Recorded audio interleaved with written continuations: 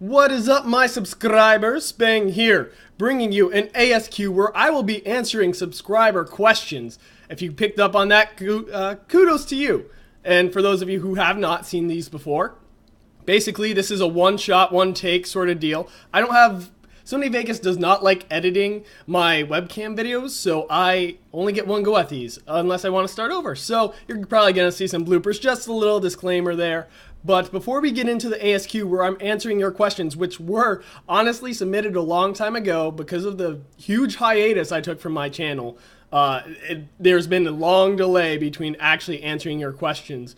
And just right out the bat, I'm going to say, if you have other questions you want to ask me, do not put them in this video. There will be a submission video uploaded sometime relatively soon, but going into the update. Now, the Air Force is going to be basically making me unable to create new videos and render new videos and, upload anything pretty recent after, in the January-February timeframe. I'm going to be out of action for about 4 months. Now, that does not mean you won't see any new content on my channel. I'm going to pre-record, pre-render, pre-upload a lot of videos, which I have yet to do, but I will make time before that little break comes, courtesy of the Air Force, and I will be more or less making a video public at least one a week. If I get enough done to where I can do 2 a week or 3 a week, that's great, but I don't think that's realistic, so I say expect 1 a week for about a 4-month time, starting in about early February, mid-January time frame. But now that that's out of the way, let's get right into your questions. First one is, and I do have a list this time, I'm getting more organized, good for me. Multi-Stefano8 asked, do I know who Quickie Baby is? And he basically, Stefano here highly recommends Quickie Baby. I've checked him out on his YouTube channel. I don't know him personally, but I have seen his style. I have seen his videos. I've noticed him in Mr. Jingles or Mighty Jingles. Basically, those two have very similar, calm, very radio talk style commentary. And there's nothing wrong with that. A lot of people clearly like that, and to each their own, but it's not my style. It's not what I find entertaining. What I find entertaining is what I try to bring to my YouTube channel. So you see me try to emulate that a lot of the more energetic, loud, unintentionally loud. I'm just loud normally, but I try to be more like Husky Starcraft, if you know who he is, or someone, maybe sometimes a bit more like Jesse Cox, people with a lot of energy, because I do have a lot of energy, if you couldn't already tell.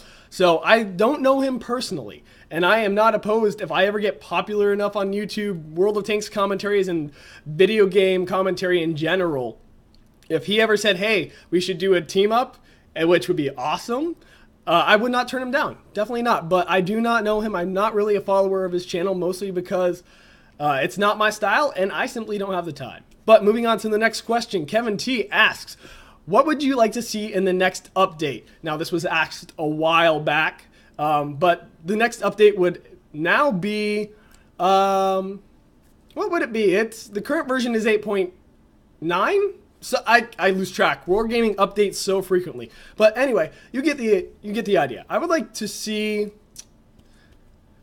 some artillery changes, definitely. I want to see arty completely revamped in this game. The current system is broken in many, many ways. Definitely needs to have something along the lines there fixed. And you've heard me talk about this before, okay?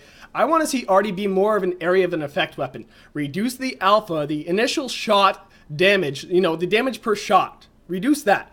Because it's ridiculous having a tier 10 arty killing a tier 10 tank in one hit. I mean, it is just not even fair. But also, I would like to just see, reduce that alpha, increase splash damage, make it in an area of effect weapon. Now, in the current game mechanics, I don't know if that's possible, due to the fact that splash damage does travel through solid objects, and that's not necessarily realistic. So basically, if you increase splash damage too much on an arty round, it will splash people through solid walls, through rocks, through hills. So basically, if you do that, you make nothing arty safe until you can revamp the game physics to where splash damage gets stopped by objects and travels around objects instead. But I would like to see artillery become more of an area of effect weapon. Now, they would probably have to revamp Bombardier, that little award, as well as Confederate for artillery at that point, because you could probably get Confederate in 2 shots as an artillery if enough of the enemy team was grouped together. Maybe even 1 shot if the enemy team was really stupid. But, so I would see that being ramped up to maybe damaging 8 tanks in a match for artillery for a Confederate medal, as well as Bombardier, maybe instead of getting 2 or more, maybe 3 or more, or 4 or more. But I think 3 or more would probably be a bit more realistic, and it would require a lot of tweaking, but that is the biggest thing I want to see. Now, I know some people have suggested amphibious tanks. I would not be opposed to those. Add an interesting dynamic to the game. As well as one thing I've kind of seen thrown out there, and I've kind of thought of it too, would be smoke canisters. So you see many tanks have those little smoke launchers on them. It'd be great if you could use those.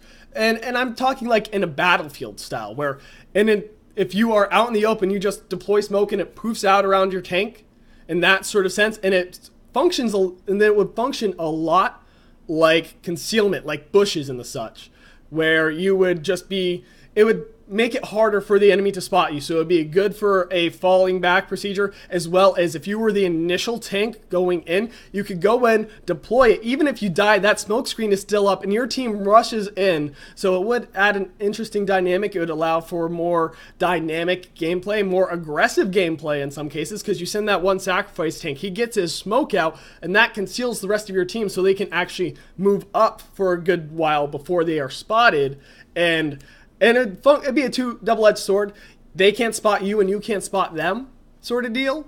But it would definitely help teams. It'd make the game a lot less static than it really is. But I don't know how well they could implement that. And we'll see if that ever becomes a thing. But I would like to see it.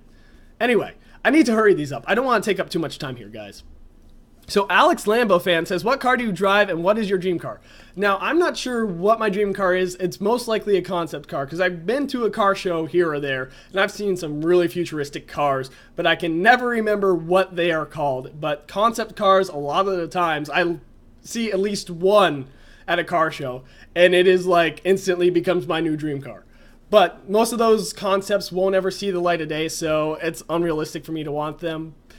But anyway, currently I drive a 2006 Ford Explorer, and it is an Eddie Bauer edition. For those of you not familiar, Eddie Bauer is like, has all the bells and whistles. I mean, mine has heated seats. It's got like a whole little media center in the back for movies and the such. I mean, it is very nice.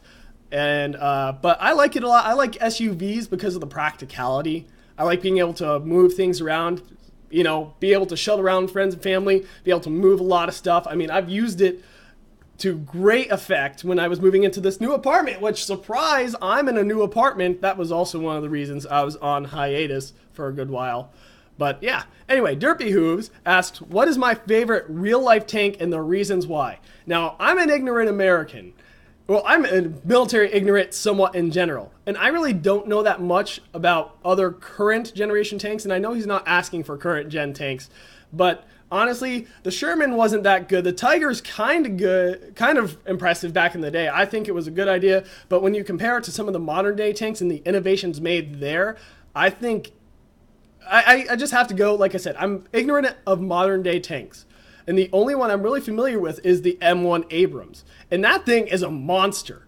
I mean, I have looked at the specifications on that. Its supposed armor thickness, which is just ridiculous, like up in the thousands of millimeters. And that's because of composite armor, special steel rolling techniques. Like, it is almost impossible to kill one of those with another tank. In fact, I've heard stories of, every now and again, an Abrams tank will get stuck and somewhere, and the U.S. Army has tried to destroy them to prevent them from falling into, the wrong hands, that technology, and they can't even kill them with their own Abrams tanks. So, in fact, I've heard it's to the point where a lot of times insurgents and in the current wars, that's pretty much all we're fighting are insurgents and radicals and, the people who, I'm not going into politics, let's back up here. They will target the fuel trucks following the Abrams because it is a gas-guzzling monster, but they won't even bother shooting the tank. They'll just shoot the fuel convoy behind it so it gets stranded and can't do anything else. It's smart on their part, but at the same time, that just shows they don't even want to engage the monster. So I like the Abrams a lot. It's got a lot of firepower. It's a 120 millimeter cannon firing depleted uranium rounds. It's kind of a beast, as well as its armor is just ridiculous. But yeah, Abrams. Gregor the Skater says, what do you do in your spare time besides play World of Tanks or my military job? I wouldn't consider military my spare time. I consider that work. And besides World of Tanks, I mean, you guys know I have this channel. I do DJ stuff, which is over here. You can't see it. It's off to the side. I do a little bit of, so with my DJ stuff, I do a little bit of vocal work. I have a decent singing voice, and every now and again, I'll sing for fun, or I'll sing for a friend who has a music project. And what else do? I do a little bit of artsy stuff. I do a little bit of writing, because I'd like to explore my creative side. I'll do a little bit of artwork. I recently bought a tablet, and I kind of like using it, but my traditional artwork has more or less been take existing pictures and collage them together to create a new effect. So I'm a decent artist by hand, but when it comes to that tablet, I haven't gotten quite used to it yet. But yeah, I have a lot of hobbies, which honestly is part of the reason I don't have that much free time. I mean, I also help manage a website, which is for those of you, some of you might be familiar with it, which is FOBequestria.com, which if you have not figured it out yet, I am a brony, which means I like the new series, not the old, but the new series of My Little Pony, because it's a good show. And I'm going to leave it at that. I'm not going to go on a rant. I'm not going to force it on you. I'm just saying I help manage that site, which is focused on that with a military aspect, if you couldn't gauge from FOB, which stands for Forward Operating Base. I'm sure a lot of you know that's like a military U.S. installation on the front lines. Anyway, yeah, a lot of stuff I do in my free time. And Multi-Stefano8 again asks, have I played World of Warcraft? And the answer is yes, for about 2 months. First month was a free trial, second month was paid. And then I got bored. I only reached level 40 something. And I think, honestly, the reason I got bored was because I didn't have any friends I was playing with. If I had more of a group I was rolling it with, I probably would have stuck with it a lot longer. But yeah, I just couldn't ever get into it. Honestly, at the same time, medieval stuff really isn't my cup of tea. I find it fun for a little bit. I played Guild Wars for a good while, much longer than I played World of Warcraft. But again, I just couldn't get into World of Warcraft. Jaeger Thomas asks, do I have a Facebook page? And if not, you might want to make one because it'd be better and more people could follow you. Rah. Again, I'm not really all that much on free time right now. I don't think I'll ever be. And Facebook is one of those things I really just can't commit to. I mean, some of you have suggested in the past, raise your hand and said, hey, can I make a Facebook fan page for you? I said, go ahead. Chances are pretty good I won't be able to I won't have anything to do with it. It's all going to be on you, but I'm not going to stop you if it's something you really want to do. But at the same time, like I said, I'm not going to personally do a Facebook thing. Let's speed this up even faster.